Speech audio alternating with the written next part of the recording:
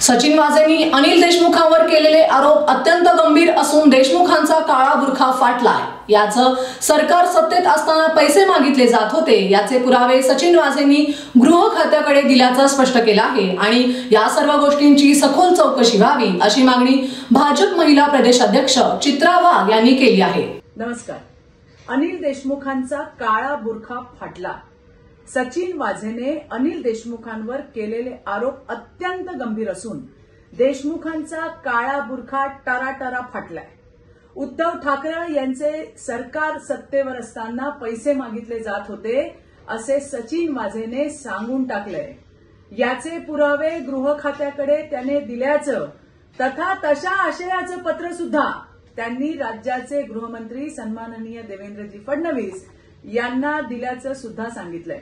आमची मागणी आहे की याची सखोल चौकशी केली जावी।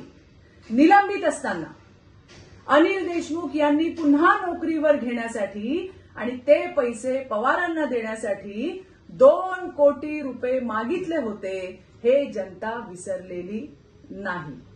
सचिन वाझेविषयी बोलताना उद्धव ठाकरे यांनी भर सभागृहात त्याची पाठराखण केली होती।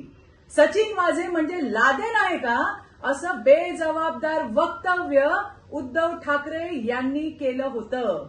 हे देखील सर्वश्रुत आहे, सगळ्यांना माहिती आहे। आज पुण्यामध्ये उद्धव ठाकरे यावर बोलतील का?